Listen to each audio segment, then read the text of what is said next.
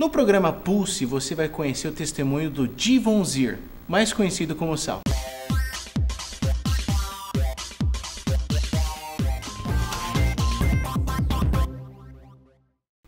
Eu estou aqui com Divon Zir, é isso? É isso aí, pastor. Olha só, rapaz, bem melhor Sal, na verdade, né? Bem melhor Sal. Então vamos começar aqui nosso bate-papo. Por que Sal?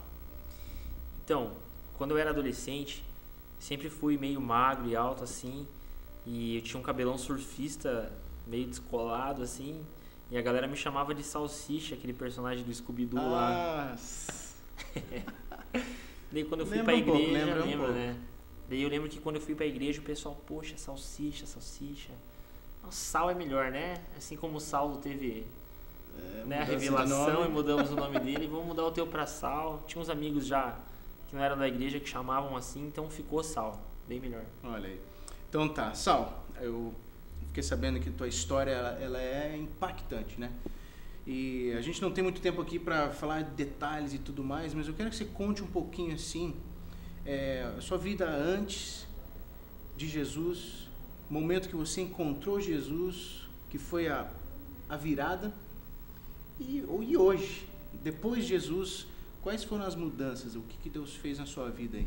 Você pode em poucas palavras reduzir aí quem foi o salsicha, porque antes de virar Sal você era... Salsicha. Eu nem sei falar direito. Se fosse questão de ser curitibano, eles iam falar Vina, né? Vina. Mas era Salsicha. É verdade. Então, começou o milagre assim na minha vida desde a barriga da minha mãe, né? Minha mãe fugiu de casa com 14 anos e a forma que ela achou para trabalhar na época foi se prostituindo. Então, com 17 anos ela engravidou, numa cidade do interior chamada Paranavaí. Daí... lá ela acabou tentando, né, fazer um aborto. Durante 3 vezes ela não conseguiu. E aí, graças a Deus eu nasci. Quando eu tinha 20 dias, ela veio para Curitiba num ônibus, deixou eu com a minha avó, onde eu cresci toda a minha infância, adolescência, né? Tive alguns problemas quando criança, devido ao abuso de drogas e álcool, assim, da parte dela. Mas pela graça de Deus, a minha avó, Vânia, o nome dela, um beijo para ela aí, dona Vânia, ela sempre... conseguiu dar conta, né, ela com o meu avô. Daí quando eu tinha uns 14 anos, mais ou menos, a gente foi morar no Santa Cândida, que a gente morava numa outra região de Curitiba, um bairro nobre, assim. Eu lembro que devido à crise, na época, assim, a gente foi morar no Santa Cândida e meu avô faleceu. Então toda aquela estrutura familiar que a gente tinha como provedor, alguém que pudesse abençoar, a gente acabou do dia pra noite, né? Até a figura do pai, né? A figura do pai. Eu tive raramente, assim, a oportunidade de ter a figura do pai. E essa figura Deus levou para perto dele. Então o que aconteceu? Quando eu tinha uns 15, 16 anos, eu conheci uma galera e comecei a dançar break. E tinha um pessoal aonde eu morava que gostava muito e a gente virou amigo, assim, você dança, legal. E eles faziam uso de drogas, né, essa galera. E eu com 15, 16 anos, querendo ter a aprovação das pessoas, acabei me envolvendo com essa galera. E por coincidência minha mãe estava morando junto comigo, não na mesma casa, mas morava no mesmo bairro, e ela vendia drogas na onde a gente morava, na vila. Além de se prostituir, vendia drogas e... na época, assim, em Curitiba, já depois de uma fase que ela teve, ela já não se prostituía mais. Mas a forma que ela encontrou, na época, assim, não conseguia trabalho. Eu lembro que ela vendia salgados, e debaixo do salgado ela escondia as drogas. Muitas vezes pedras de crack e buchas de maconha. E na época, se eu não me engano, foi num aniversário de um amigo meu, ou no meu próprio aniversário, ela me deu umas 50 gramas de maconha. De presente? De presente. Nossa. Daí eu fazendo parte daquilo, acabei viciando, né, na maconha mais do que eu já tava, né, propriamente. E dali pro crack foi um passo, né. Todo mundo sabe que no mundo das drogas a maconha ela é uma porta que abre para outras drogas. Então foi dessa forma. Então daí desencadeou várias coisas, porque eu saí do colégio, eu já estava no 3º ano do colégio, daí eu fiquei viciado em crack, assim, definitivamente. Fiquei 4 anos patinando nessa, assim, deixei de estudar o 3º ano para poder ficar nas ruas. Só não morei fora de casa, minha avó sempre conseguiu me segurar. Durante um tempo eu trabalhei e consegui sustentar o meu vício, mas aí quando eu fiquei desempregado comecei a consumir as minhas roupas, trocava tênis, chegava na biqueira com tênis, calça, camiseta nova, voltava com as roupas das pessoas que vendiam a droga no local, né? Trocava porque tudo por trocava droga. tudo a preço de nada, né? Daí foi bem difícil, assim, essa questão do crack. Eu lembro que foi uma motivação de Deus mesmo. Um amigo meu falou bem assim, cara, vou levar você num culto e eu só quero que você vá lá, cara. E eu relutei, assim, durante várias vezes. E daí numa terça-feira a gente foi nesse culto numa igreja lá. Daí era um culto de libertação. As pessoas não me conheciam, o pastor não conhecia. O pastor falou que Deus estava falando para ele que tinha uma pessoa com um problema muito sério de drogas, mas que Deus estava liberando a bênção da cura para ele, se ele cresce. Então eu criei realmente assim que Deus estava falando comigo, cara. Eu olhei para todos os lados, não tinha nenhum outro nóia ali, só tinha eu. Então se não fosse comigo, né, então eu acreditei. Mas o inimigo, ele é astuto, né?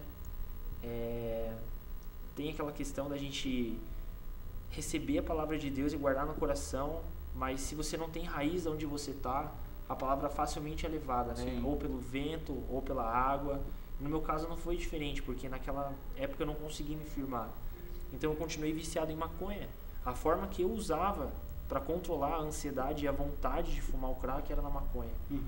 Eu devia ter buscado a Deus na época, mas eu não consegui, assim, eu fui fraco mesmo e acabei fumando maconha. Então do crack eu passei para maconha e fiquei durante 14 anos fazendo uso da maconha. Hoje eu tenho 31 anos, pastor. E fazem 3 anos que eu estou liberto. Eu lembro que no processo final, assim, que eu já tinha vontade de parar de fumar maconha, foi bem difícil porque eu precisava arrumar um trabalho bom. Trabalhei minha vida inteira como operador de telemarketing. E pra mim já não dava mais porque aquele trabalho era estressante. Você ouvir reclamação das pessoas, ninguém liga num call center se não tem um problema. Pra te abençoar, né? É bem difícil. Às vezes acontece, né? Mas era bem difícil. Então eu falei, cara, eu vou ter que terminar o meu 2º grau, né? Que era o 3º ano. Fui para um colégio estadual lá perto da minha casa, consegui concluir, estudei o ano inteiro assim com a galera. E daí teve um pessoal da faculdade que foi lá. Supletivo? Não existe esse supletivo. Se eu fosse fazer o supletivo só pro 3º ano, ele não existe. Eu teria que fazer no mínimo uns 2 anos. Eu falei, vou encarar com esses adolescentes, já que eu não fiz na minha época certa, né? Vou fazer agora, né? Então eu fiz, eu lembro que tinha bastante adolescente na minha sala, assim, e eu via que eles estavam indo pro mesmo caminho que eu e eu não sabia o que fazer. Mas Deus ainda estava preparando, né? Algo melhor. Daí no final do ano a galera foi lá da faculdade e falou, você não quer se inscrever para um vestibular? Eu não tinha intenção nenhuma de fazer vestibular. Como eu tinha trabalhado numa agência que faz formatura, eu me interessei por publicidade e propaganda. Então eu falei, vou tentar, já que eu tenho um pouco de conhecimento sobre isso. Daí assim eu mudo de área, né? Não trabalho nem nessa agência nem com telemarketing, mas eu posso de repente, sei lá, fazer TV, programar alguma coisa. Quem quer fazer publicidade e propaganda acha que vai ficar rico, tá? Não vai ficar rico, gente. Vocês têm que trabalhar muito. Então eu peguei e passei no vestibular, ganhei uma bolsa, eu lembro, numa faculdade aqui de Curitiba de 60% de desconto. Olha aí. Terminei o meu 2º grau. Geralmente eu escuto histórias de pessoas que vão para a faculdade e elas acabam se desviando. No caso, na minha faculdade eu conheci alguns amigos que estavam em Cristo. E eu não dava atenção para eles, achava eles chato, careta, eu naquela meio descoladão ainda, querendo fumar minha maconha, né, de boa. Não tava nem aí, mas até um dia que Deus me pegou de jeito, através de um relacionamento, Deus usou uma ponte para me levar até uma igreja local. Lá nessa igreja local eu conheci Jesus. O relacionamento não deu certo, mas Deus tem um tempo certo para todas as coisas. Ele usou aquele relacionamento justamente para ele me abençoar. Atrair. Foi onde eu podia, sei lá, ter caído novamente nas drogas quando não deu certo, mas foi onde Deus falou, não, filho, até aqui você guiou os teus passos. Eu estou no controle de tudo. Então foi onde eu tive um encontro com ele, assim, legítimo, assim. Eu vejo algumas pessoas falando do encontro face a face com Deus. Eu posso dizer que eu tive um encontro face a face com Deus. Ele se revelou como meu pai mesmo. Tudo aquilo que eu não vivia minha vida inteira, assim, com aquela figura de pai que meu avô me proporcionou até uma certa idade, ele foi lá e me deu tudo o que eu precisava, assim. Daí eu vi, Deus, eu tenho muito mais do que eu preciso aqui. Eu não preciso mais correr atrás de drogas. Não tenho mais aquele vazio que a gente procura, né? De repente em festas, com amigos que vão te apresentar coisas ilícitas. A palavra diz, né, que você pode fazer o que você quiser. Tudo é lícito, né? Mas nem tudo me convém. Então eu aprendi que não valia a pena o que eu estava fazendo, que eu estava correndo atrás do vento. 2 pastores começaram a me acompanhar, um casal de pastores, o pastor Carlos e a Suelen. E eles me acompanham até hoje, graças a Deus, eles são os meus líderes e mentores. Sou acompanhado bem de perto, assim. Isso é importante, né? Pra você ter essa amizade, esse vínculo com pessoas que têm o mesmo objetivo que você, que estão caminhando junto com você, né? Porque se você ficar sozinho, geralmente a gente escuta aquela recaída, que o fulano de tal recaiu, né? E você não teve essa recaída em nenhum momento depois que você... Não tive, pastor, mas foi bem difícil. Sim. No final de 2014, que foi no processo que eu já estava limpo, né? Que a galera fala. Mesmo que seja maconha, você tem que haver um período de desintoxicação. Sim, e aí, cara, eu tava passando por uma crise de abstinência e eu não entendia, né? Eu achando assim que era Deus querendo falar comigo, mas aquela coisa pegando assim. Daí a esposa do meu pastor foi viajar numa viagem missionária e ele com dois bebezinhos, que ele tem duas meninas gêmeas, a Ana e a Alice. E ele falou, cara, Deus falou comigo realmente que eu preciso te dar uma força agora, e a forma que eu encontro pra você é a gente viajar, cara. Eu vou lá pra fora do estado, numa praia, lá na casa do meu sogro, e você pode me ajudar a cuidar das crianças. E vai ser uma forma da gente se conhecer melhor, ser amigo. Naquela época eu já cuidava de uma célula, mas o cuidado dele, assim, com medo em questão de eu recair, de repente trazer isso, né? Pro pessoal que era da célula e tudo mais, mas não, cara, foi bênção mesmo. Lutando dia após dia. Não é fácil, gente, realmente você sair do mundo das drogas sem ter um acompanhamento. Seja ele com um psicólogo, seja com um terapeuta, seja com o teu pastor, seja com o apoio dos teus pais, é impossível, gente, principalmente Deus. Deus em primeiro lugar, eu tenho certeza que Ele me sustenta até hoje. Eu não tive um acompanhamento com um psicólogo, eu nunca fiz um atendimento com um psiquiatra, não fiz esse acompanhamento, eu sempre confiei em Deus. Para o homem natural é difícil, né, aceitar essas coisas. A própria palavra diz que aos olhos do homem isso é loucura, né? Mas viver pela fé eu acho que é muito mais do que você esperar o sustento, é você descansar nele com lazer. Descansar nele e acreditar, né? Deus faz a obra dele completa, né? Completa. E é só o começo, né, pastor? Claro. Só Que bênção, Sal. Que bom te conhecer um pouco mais e deixar esse recado aí para quem está assistindo, de que não importa o ambiente que você esteja, ele não faz você.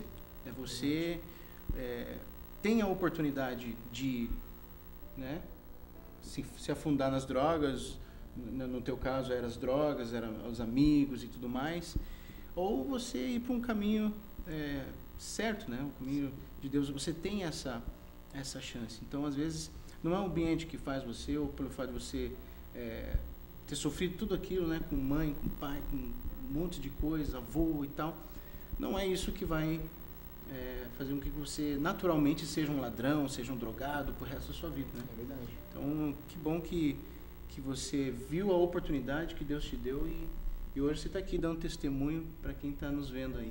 Amém, glória a Deus. Que isso sirva de testemunho realmente para os jovens aí, né? Para não cair nessa. Com certeza. Tá bom? Deus te use aí. Amém, tamo junto. Bom, esse foi mais um Pulse e fique ligado nos próximos aí, tá bom? Valeu, galera. Obrigado, Sal. Valeu, pastor.